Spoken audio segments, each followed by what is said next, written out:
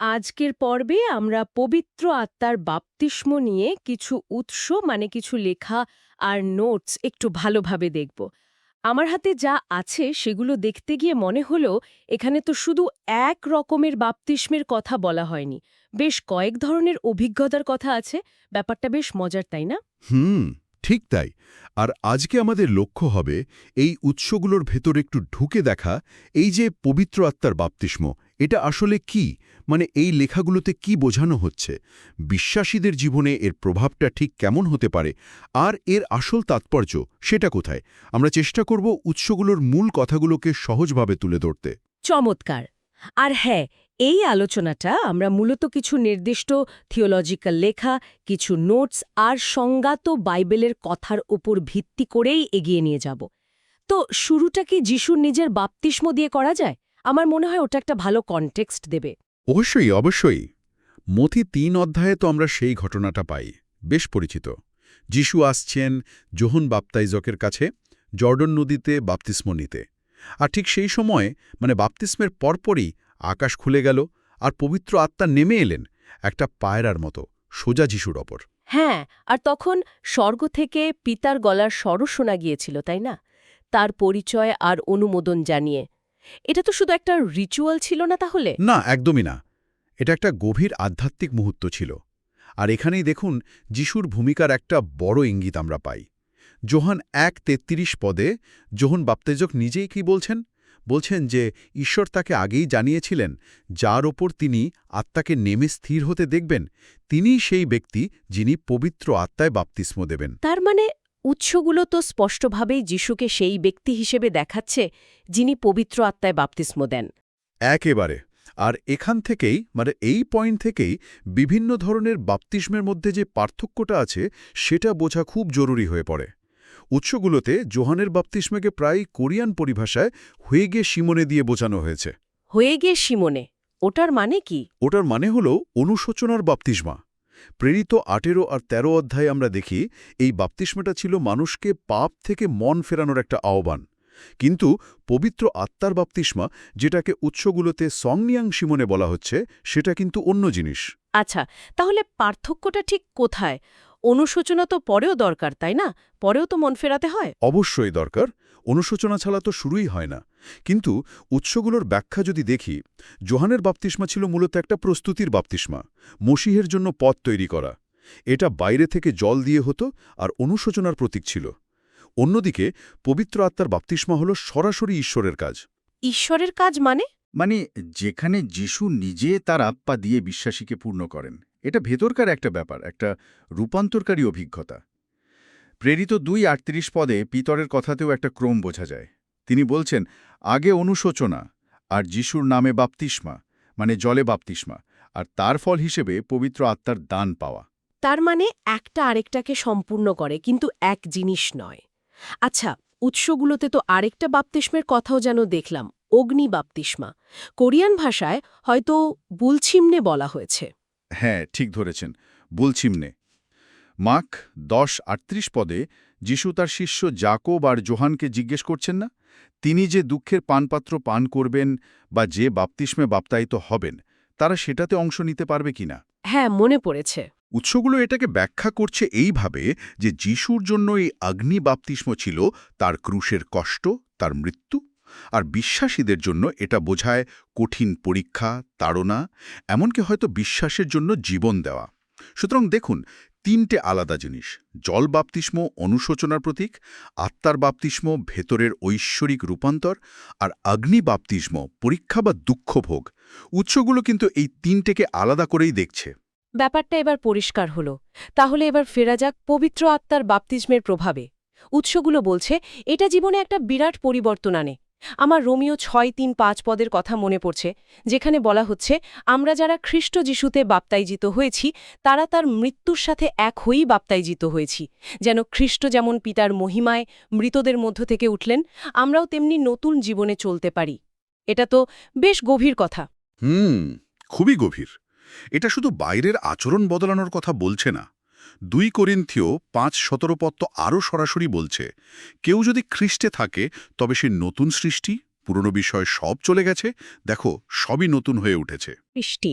হ্যাঁ, উৎসগুলো এই নতুন সৃষ্টি হওয়াটাকে ব্যাখ্যা করছে এইভাবে যে এটা আত্মার বাপ্তিস্মের মাধ্যমে খ্রিস্টের মৃত্যু আর পুনরুত্থানের সাথে এমনভাবে এক হয়ে যাওয়া যেন ব্যক্তির পুরনো পাপী স্বভাবটা মরে যায় আর খ্রিস্টের জীবন তার ভেতরে কাজ করতে শুরু করে। এটা একেবারে সত্তার পরিবর্তন, বুঝলেন? আচ্ছা, উৎসগুলোতে এই পরিবর্তনের ধরন বোঝাতে কিছু বেশ ভালো তুলনা ব্যবহার করা হয়েছে, তাই না? একটা কোরিয়ান তুলনা দেখলাম, ইজ নেইজে। এর মানে কি? হ্যাঁ, ইজ নেইজে মানে হলো আগে এমন ছিলাম, এখন এমন। ধরুন ২ করিন্থীয় ৫:১৪-১৫ অনুযায়ী আগে আমরা হয়তো নিজেদের ইচ্ছামতো চলতাম, নিজেদের জন্যই বাঁচতাম, কিন্তু এই রূপান্তরের পর আমরা বাঁচি তার জন্য যিনি আমাদের জন্য মরেছেন ও আবার বেঁচে উঠেছেন। জীবনের ফোকাসটাই পাল্টে যায় আর কি। ঠিক। আরও উদাহরণ নিশ্চয়ই আছে। অবশ্যই, যেমন ধরুন ইফিসীয় ২ অধ্যায় অনুযায়ী আগে আমরা হয়তো জগতের হাওয়ায় গা ভাসাতাম, নিজেদের খারাপ ইচ্ছের দাস ছিলাম, কিন্তু আত্মার শক্তিতে নতুন জীবন পাওয়ার পর ঈশ্বরের কথার প্রতি একটা অন্যরকম বাধ্যতা আসে মনে। ১ পিতর ২:২৪। আগে হয়তো নিজের লেখাপড়া, বংশ বা ধার্মিকতার ওপর খুব ভরসা করতাম। ফিলিপিও ৩:৪-৯। হ্যাঁ, অনেকে যেমন করে। ঠিক, কিন্তু এখন একমাত্র নির্ভরতা হল পবিত্র আত্মার শক্তির ওপর। ১ করিন্থীয় ২:৪। এই পরিবর্তনটা শুধু বাইরে দেখা যায় না, এটা একেবারে ভেতর থেকে আসে। আর এই ভেতরের পরিবর্তনের আসল প্রমাণ হলো ফল, তাই না? মানে জীবনে তার প্রকাশ দেখা যাবে। গালাতীয় ৫:২২-২৩ পদে তো আত্মার ফলের একটা তালিকাও আছে। প্রেম, আনন্দ, শান্তি, সহনশীলতা, এই সব। যে গাছে ভালো ফল ধরে না সেটা কেটে আগুনে ফেলে দেওয়া হবে। তিনি ভালো ফলের কিছু উদাহরণও দিচ্ছেন। নিজের যা আছে অন্যদের সাথে ভাগ করা, নিজের কাজে সৎ থাকা, ক্ষমতার অপব্যবহার না করা। তার মানে আত্মার বাপ্তিস্ম শুধু একটা ভেতরের অনুভূতি নয়, এর বাস্তব প্রকাশ জীবনে দেখতে পাওয়াটা জরুরি। ঠিক। আর এই পুরো রূপান্তরের শেষ ফল হল পাপ আর মৃত্যুর শক্তির ওপর জয়লাভ করা। রোমিও ৬:১২ বলছে পাপ যেন আমাদের মরণশীল দেহে রাজত্ব না করে। ১ করিন্থীয় ১৫:৫৪ বলছে মৃত্যু জয়ের মাধ্যমে শেষ হয়ে গেছে। উৎসগুলো বলছে আত্মার বাপ্তিস্ম বিশ্বাসীকে এই জয়ী জীবন কাটানোর শক্তি দেয়। এটা হয়তো একদিনে হয় না, একটা প্রক্রিয়া, কিন্তু শুরুটা হয় এই বাপ্তিস্মের অভিজ্ঞতার মধ্য দিয়ে। আচ্ছা, এই প্রসঙ্গে যিশু নিজে আর পবিত্র আত্মার সম্পর্কটা নিয়ে আরেকটু কথা বলা দরকার। উৎসগুলো তো বলছে যিশু পবিত্র আত্মার শক্তিতে গর্ভে এসেছিলেন, মথি ১:২০ আছে, আর তিনি সবসময় আত্মায় পূর্ণ ছিলেন, লুক ১:৩৫। হ্যাঁ, আর এখানেই একটা খুব গুরুত্বপূর্ণ এবং প্রায়ই আমরা এড়িয়ে যাই এমন একটা দিক উৎসগুলো সামনে এনেছে। ইব্রিয় ৪:১৫ পদ আমাদের মনে করিয়ে দেয় যে যিশু কিন্তু আমাদের মতোই সব বিষয় পরীক্ষিত হয়েছিলেন, কিন্তু তিনি পাপ করেননি। এখন প্রশ্ন হল, তিনি এটা কিভাবে পারলেন, কিভাবে জয় করলেন? কিভাবে? উৎসগুলো গালাতীয় ৫:১৭ পদের, কারণ শরীর আত্মার বিরুদ্ধে এবং আত্মা শরীরের বিরুদ্ধে কামনা করে, এর আলোকে ব্যাখ্যা করছে যে যিশু শুধু তার ঈশ্বরীয় ক্ষমতার জোরে নয়, বরং একজন সম্পূর্ণ মানুষ হিসেবে পবিত্র আত্মার শক্তির সাহায্যেই শরীরের বা পাপ স্বভাবের ইচ্ছাকে জয় করেছিলেন। ও, এটা তো দারুণ একটা পয়েন্ট। মানে উৎসগুলো বলছে যিশু শুধু ঈশ্বর হিসেবে নন, মানুষ হিসেবে আমাদের মতোই প্রলোভন জয় করেছেন, কিন্তু আত্মার শক্তিতে। এর তাৎপর্য কি তাহলে? এর মানে কি দাঁড়ায়? এই তাৎপর্য বিশাল। প্রথমত, এটা প্রমাণ করে যে ঈশ্বরের সাহায্য পেলে, মানে পবিত্র আত্মার শক্তিতে, মানুষের পক্ষেও ঈশ্বরের ইচ্ছা পালন করা আর পাপকে জয় করা সম্ভব। এটা শয়তানের সেই পুরনো অভিযোগকে মিথ্যে প্রমাণ করে দেয় যে ঈশ্বরের আদেশ পালন করা নাকি সৃষ্টির পক্ষে অসম্ভব। আচ্ছা। দ্বিতীয়ত, ভাবুন, যিশু যদি কেবল তার ঈশ্বরীয় ক্ষমতা ব্যবহার করে পাপ জয় করতেন, তাহলে তিনি কি আমাদের জন্য অনুকরণীয় আদর্শ হতে পারতেন? পারতেন না। কিন্তু তিনি মানুষ হিসেবে আত্মার উপর সম্পূর্ণ নির্ভর করে জয়ী হয়েছেন বলেই আমরাও তার পথ অনুসরণ করার সাহস আর শক্তি পেতে পারি। তাহলে পঞ্চাশতমীর দিনে যা ঘটল, প্রেরিত ২ অধ্যায়ের সেই ঘটনা, শিষ্যদের ওপর পবিত্র আত্মা নেমে এলেন আগুনের শিখার মতো, সেটা এই পুরো ছবির সাথে কিভাবে মিলছে? পঞ্চাশতমী বা পেন্টেকস্ট তো একটা বিরাট টার্নিং পয়েন্ট। উৎসগুলোর ব্যাখ্যা অনুযায়ী এই দিন থেকে পবিত্র আত্মার কাজের ধরনে একটা বড়সড় পরিবর্তন আসে। দেখুন, আগে পবিত্র আত্মা মানুষের উপর আসতেন, বিশেষ কাজের জন্য শক্তি দিতেন, যেমন বিচারক বা নবীদের ক্ষেত্রে, অথবা কারো কারো সাথে থাকতেন। কিন্তু 50 শতমির পর থেকে আত্মা বিশ্বাসীদের ভেতরে স্থায়ীভাবে বাস করতে শুরু করেন। তাদের দেহকে তার মন্দির বানিয়ে ফেলেন। 1 করিন্থীয় 6:19 এটাই বলা হয়েছে। তার মানে আগে সেভাবে ভেতরে বাস করতেন না। যোহান বাপ্তাইযোগ তো গর্ভ থেকেই আত্মায় পূর্ণ ছিলেন। হ্যাঁ, যোহান বাপ্তাইযোগ গর্ভ থেকেই আত্মায় পূর্ণ ছিলেন, লুক 1:15-তে। কিন্তু উৎসগুলো মনে করিয়ে দেয় যে যিশুর প্রায়শ্চিত্ত এবং মহিমান্বিত হওয়ার আগে, যেমন যোহান 7:39-এ ইঙ্গিত আছে, আত্মা সেভাবে সবার জন্য সার্বজনীনভাবে বিশ্বাসীদের দেহের ভেতরে বাস করতেন না। 50 শতমী সেই নতুন যুগের শুরু। কিন্তু এখানে আমার একটা প্রশ্ন আসছে। যোহান 20:22 পদে আমরা দেখি যিশু পুনরুত্থানের পর শিষ্যদের দেখা দিয়ে তাদের উপর ফু দিয়ে বললেন, পবিত্র আত্মা গ্রহণ করো। তাহলে এটা কি ছিল? 50 সপ্তমে না গিয়ে কি তারা আত্মা পেয়ে গিয়েছিলেন? উৎসগুলো এই বিষয়ে কি বলে? এটা একটা খুব ভালো প্রশ্ন, আর উৎসগুলোতেও এর আলোচনা আছে। মানে এটা নিয়ে বিভিন্ন মত আছে। কিছু ব্যাখ্যা অনুযায়ী যোহান 20:22-এর ঘটনাটা ছিল শিষ্যদের ব্যক্তিগত নতুন জন্ম বা নতুন জীবন পাওয়ার মুহূর্ত, যখন তারা প্রথমবার আত্মাকে গ্রহণ করলেন। আচ্ছা। অন্য একটা ব্যাখ্যা হলো এটা ছিল 50 সপ্তমীর সেই পূর্ণ অভিজ্ঞতার একটা পূর্বাভাস বা প্রতিজ্ঞা, যেন যিশু তাদের সেই বড় আশীর্বাদের জন্য প্রস্তুত করছিলেন। আবার কেউ কেউ মনে করেন এটা ছিল তাদের প্রেরিত হিসাবে বিশেষ কাজ শুরু করার জন্য একটা প্রাথমিক শক্তি দেওয়া। উৎসগুলো কোনো একটা ব্যাখ্যাকে ফাইনাল বলছে না, তবে 50 সপ্তমীর ঘটনা যে আত্মার কাজের এক নতুন, সার্বজনীন এবং স্থায়ী অধ্যায়ের শুরু ছিল, সে বিষয়ে সবাই একমত। আর 50 সপ্তমীর তো একটা প্রতীকী মানেও আছে, তাই না? পুরনো নিয়মের উৎসবের সাথে জড়িত কিছু। ঠিক। লেভীয় পুস্তক 23:15-16 অনুযায়ী 50 সপ্তমী ছিল জব কাটার প্রথম ফলের উৎসবের নিস্তার পর্বের পরের দিনটার ঠিক 50 দিন বা 7 সপ্তাহ পরের দিন। সেদিন গম কাটার প্রথম ফল উৎসর্গ করা হতো। এখন দেখুন, যিশু হলেন পুনরুত্থানের প্রথম ফল, 1 করিন্থীয় 15:20। ঠিক। আর 50 সপ্তমীতে যারা আত্মায় পূর্ণ হলেন, সেই শিষ্যরা হলেন আত্মার মাধ্যমে ঈশ্বরের নতুন সৃষ্টির প্রথম ফল, রোমিও 8:23। এটা যেন ঈশ্বরের পরিত্রাণের পরিকল্পনার একটা সুন্দর ধারাবাহিকতা দেখাচ্ছে। বাহ। আচ্ছা, এই আত্মা পাওয়া বা গ্রহণ করাকে বোঝাতে উৎসগুলোতে আরও দুটো শব্দ ব্যবহার করা হয়েছে দেখলাম, অভিষেক আর মুদ্রাঙ্কন। এগুলোর মানে কি? ভালো পয়েন্ট। অভিষেক শব্দটার জন্য উৎসগুলোতে কোরিয়ান গিরুম্বুম শব্দটা ব্যবহার হয়েছে, যার মানে হলো তেল মাখানো। পুরনো নিয়মে আমরা দেখি রাজা, যাজক বা নবীদের তেল মেখে অভিষেক করা হতো কোনো বিশেষ দায়িত্ব বা পদের জন্য। হ্যাঁ, সময়েল যেমন শৌল বা দাউদকে করেছিলেন। একদম। নতুন নিয়মে প্রেরিত 10.8 পদে বলা হয়েছে ঈশ্বর কিভাবে নাসারাতের যিশুকে পবিত্র আত্মা ও শক্তি দিয়ে অভিষেক করেছিলেন। 1 যোহান 2.20-27 পদে বিশ্বাসীদেরও বলা হচ্ছে যে তারা সেই পবিত্র জন মানে খ্রিস্ট থেকে অভিষেক লাভ করেছে, যা তাদের সত্য শিক্ষা দেয়। সুতরাং অভিষেক মানে হল পবিত্র আত্মার দ্বারা কোনো নির্দিষ্ট কাজের জন্য আলাদা করা, শক্তি পাওয়া এবং ঈশ্বরের স্বীকৃতি লাভ করা। বুঝলাম। আর মুদ্রাঙ্কন? এর জন্য উৎসগুলোতে ইনসিম শব্দটা এসছে বললেন? হ্যাঁ, মুদ্রাঙ্কন বা সিলমোহর করার মানে হল মালিকানার চিহ্ন দেওয়া। আগেকার দিনে যেমন সম্পত্তির ওপর বা চিঠিতে সিলমোহর লাগিয়ে তার মালিকানা বা আসলত্ব প্রমাণ করা হতো।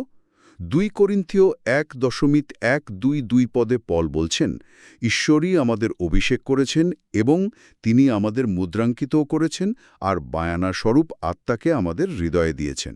বায়ানা মানে অ্যাডভান্স পেমেন্ট? হ্যাঁ, অনেকটা তাই। এফিসিয়াস 4:30 পদেও বলা হয়েছে, আমরা মুক্তির দিন পর্যন্ত সেই পবিত্র আত্মাতে মুদ্রাঙ্কিত হয়েছি।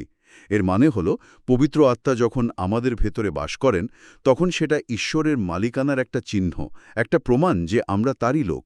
এই বায়না বা অ্যাডভান্স পেমেন্টের ধারণাটা বেশ ইন্টারেস্টিং। এর মানে কি ভবিষ্যতের কোনো গ্যারান্টি? ঠিক তাই। রোমিও 8:23 বা 2 করিন্থীয় 5:4-5 পদের আলোকে উৎসগুলো ব্যাখ্যা করে যে এই আত্মা হলেন আমাদের শেষ মুক্তির, মানে শরীরসহ সম্পূর্ণ পরিত্রাণের একটা গ্যারেন্টি বা প্রথম কিস্তি। যেমন ধরুন, কেউ বাড়ি কেনার সময় বায়না দেয় যা মূল চুক্তির একটা নিশ্চয়তা দেয়, তাই না? তেমনি আত্মা আমাদের ভেতরে থেকে সেই নিশ্চয়তা দেন যে ঈশ্বর তার কাজ শেষ পর্যন্ত করবেন। কিন্তু এর সাথে নিশ্চয়ই একটা দায়িত্ব আসে। অবশ্যই আসে। আমাদের খুব সতর্ক থাকতে হবে যেন আমরা আমাদের কথা আর কাজের মাধ্যমে আত্মাকে দুঃখ না দিই। এফিসিয়াস 4:30 তার কাজকে বাধা দিয়ে তাকে নিভিয়ে না দিই। 1 থেসালোনিকীয় 5:19 অথবা তার বিরুদ্ধে কথা বলে সেই ক্ষমার অযোগ্য পাপ না করি। মথি 12:32। আর অভিষেক কি শুধু একটা চিহ্ন বা শক্তি পাওয়া, নাকি এর সাথে কোনো কাজ বা মিশনও জড়িত? যেমন পুরনো নিয়মে এলিয়েকে বলা হয়েছিল অন্যদের অভিষেক করতে, অথবা মথি 28 অধ্যায়ে শিষ্যদের যে মহান আদেশ দেওয়া হয়েছে। অবশ্যই জড়িত। অভিষেক শুধু নিজের ব্যক্তিগত অভিজ্ঞতার জন্য নয়, উৎসগুলো জোর দেয় যে পবিত্র আত্মা আমাদের অভিষিক্ত করেন যাতে আমরা ঈশ্বরের সাক্ষী হতে পারি, তার কাজ করতে পারি। 1 রাজাবলী 19 বা মথি 28-এর উদাহরণগুলো তো এটাই দেখায় যে অভিষেক প্রায়শই একটা নির্দিষ্ট মিশন বা দায়িত্ব পালনের জন্য শক্তি আর অধিকার দেয়। খ্রিস্টান জীবনের উদ্দেশ্য তো শুধু নিজের রক্ষা পাওয়া নয়, অন্যদেরও সেই পথে নিয়ে আসা। তাহলে যদি একটু গুছিয়ে বলি, উৎসগুলোর মতে পবিত্র আত্মার কাজের মূল উদ্দেশ্যগুলো কি দাঁড়ালো? বেশ কয়েকটা গুরুত্বপূর্ণ উদ্দেশ্যের কথা বলা হয়েছে। প্রথমত, এবং এটা খুব সম্ভবত সবচেয়ে গুরুত্বপূর্ণ, বিশ্বাসীদের ঈশ্বরের আদেশ পালনে সক্ষম করা। জিরেমিয়া 31-33 পদে যে নতুন চুক্তির কথা বলা হয়েছিল, ঈশ্বর তার আইন তাদের অন্তরে দেবেন, উৎসগুলো বলছে পবিত্র আত্মাই সেই প্রতিজ্ঞা পূরণ করেন। তিনি ভেতর থেকে আমাদের ইচ্ছা আর শক্তি দেন ঈশ্বরের পথে চলার জন্য। এটা খুব জরুরি। দ্বিতীয়ত, শয়তানের মিথ্যাচারকে প্রকাশ করা। প্রকাশিত বাক্য 12:9-11 পদে শয়তানকে ভাইদের নামে দোষারোপকারী বলা হয়েছে, যে দিনরাত ঈশ্বরের সামনে তাদের নামে অভিযোগ আনে। তার একটা বড় অভিযোগ হল ঈশ্বরের আদেশ পালন করা নাকি মানুষের পক্ষে সম্ভবই না। কিন্তু যিশু নিজে আত্মার শক্তিতে তা পালন করে দেখালেন এবং আত্মা বিশ্বাসীদেরও সেই শক্তি দিয়ে শয়তানের এই মিথ্যাটাকে খণ্ডন করেন। ঠিক। তৃতীয়ত, অবশ্যই সাক্ষ্য দেওয়ার জন্য শক্তি দেওয়া। প্রেরিত 1.8 পদের সেই বিখ্যাত কথাটা তো আমরা সবাই জানি। পবিত্র আত্মা তোমাদের ওপরে এলে তোমরা শক্তি পাবে আর পৃথিবীর শেষ সীমা পর্যন্ত আমার সাক্ষী হবে। এই শক্তি মানে শুধু সাহস নয়, বরং সঠিক কথা বলার জ্ঞান, অলৌকিক কাজ করার ক্ষমতা, আর যা কিছু ঈশ্বরের রাজ্যের প্রচারের জন্য দরকার সবই এর মধ্যে পড়ে। আচ্ছা। চতুর্থত, মণ্ডলী বা চার্চকে গঠন করা, যা হলো খ্রিস্টের শরীর। 1 করিন্থীয় 12:4-7 অনুযায়ী আত্মা প্রত্যেক বিশ্বাসীকে বিভিন্ন রকমের আত্মিক দান বা গিফট দেন, সবার ভালোর জন্য। এই দানগুলো ব্যবহার করেই মণ্ডলী বেড়ে ওঠে, শক্তিশালী হয়। আর কিছু? হ্যাঁ, পঞ্চমত, ঈশ্বরের গভীর বিষয়গুলো বোঝার ক্ষমতা দেওয়া। 1 করিন্থীয় 2:10-6 পদ বলছে, আত্মাই ঈশ্বরের গভীর বিষয়গুলো অনুসন্ধান করেন এবং আমাদের তা জানান। 1 যোহান 2:27 বা যোহান 16:13 অনুযায়ী এই অভিষেককারী আত্মাই আমাদের সব সত্যের মধ্যে পরিচালনা করেন। তিনি না থাকলে আমরা ঈশ্বরের বাক্য বা তার পরিকল্পনা ঠিকমতো বুঝতে পারতাম না। আলোচনা প্রায় শেষের দিকে, কিন্তু উৎসগুলোতে আদি বৃষ্টি আর শেষ বৃষ্টির একটা ধারণাও দেখলাম। কোরিয়ান পরিভাষা সম্ভবত ইরুনভি আর নুজুনবি। এর মানে কি? হ্যাঁ, ইরুনবি আর নুজুনবি। এটা আসলে ভাববাদী সাহিত্য থেকে নেয়া একটা রূপক, চাষবাসের মেটাফর আর কি। প্যালেস্টাইনে ভালো ফসলের জন্য দুবার বৃষ্টি খুব দরকার ছিল। একবার বীজ বোনার পর, যাকে বলে আদি বৃষ্টি, আর একবার ফসল পাকার ঠিক আগে, সেটা হলো শেষ বৃষ্টি। আচ্ছা। উৎসগুলো 50তমের দিন থেকে শুরু হওয়া পবিত্র আত্মার কাজকে আদি বৃষ্টি হিসেবে ব্যাখ্যা করছে। এই বৃষ্টি মণ্ডলীর জন্ম আর বেড়ে ওঠার জন্য অপরিহার্য ছিল। আর শেষ বৃষ্টি? উৎসগুলোর ব্যাখ্যা অনুযায়ী তারা বিশ্বাস করে যে ইতিহাসের একদম শেষ দিকে, খ্রিস্টের দ্বিতীয় আগমনের ঠিক আগে, পবিত্র আত্মার এক বিশেষ এবং খুব শক্তিশালী বর্ষণ হবে, যাকে শেষ বৃষ্টি বলা হয়। এটা নাকি ফসলকে, মানে বিশ্বাসীদের, শেষ পরিণতির জন্য একদম প্রস্তুত করে তুলবে। এটা কি সবার জন্য? কিছু উৎসে বিশেষভাবে বলা হয়েছে যে প্রকাশিত বাক্য 7 আর 14 অধ্যায়ে যে 1,44,000 বিশেষ মনোনীত ব্যক্তির কথা আছে, তাদের ওপর এই শেষ বৃষ্টি বর্ষিত হবে, যা তাদের শেষ সময়ের কঠিন পরীক্ষার জন্য প্রস্তুত করবে। এটা একটা প্রত্যাশা আর কি, যা এই উৎসগুলোতে পাওয়া যায়। তাহলে পুরো আলোচনাটা যদি এক জায়গায় আনি, আমরা দেখলাম বিভিন্ন ধরনের বাপ্তিস্মের কথা, যোহানের, আত্মার, আগুনের। আর তাদের পার্থক্যগুলো। পবিত্র আত্মার বাপ্তিস্মের মূল প্রভাব হল একটা আমূল পরিবর্তন। খ্রিস্টর সাথে এক হয়ে নতুন সৃষ্টি হওয়া। হ্যাঁ, যা পাপ আর মৃত্যুর ওপর জয় এনে দেয় আর জীবনে বাস্তব ফল তৈরি করে। ঠিক। এবং আমরা আলোচনা করলাম যে যিশু নিজে মানুষ হিসেবে আত্মার শক্তিতেই পাপ জয় করেছিলেন, যা আমাদের জন্য এক বিরাট উদাহরণ আর আশার বিষয়। পঞ্চাশাপ্তমীর ঘটনা আত্মার স্থায়ীভাবে ভেতরে বাস করার যুগের শুরু করে। আত্মা গ্রহণকে অভিষেক আর মুদ্রাঙ্কন হিসেবেও দেখা হয়, যা ঈশ্বরের মালিকানার চিহ্ন, কাজের ভার পাওয়া আর ভবিষ্যতের মুক্তির একটা বায়না বা গ্যারেন্টি। একদম। আর আত্মার কাজের উদ্দেশ্যগুলো দেখলাম।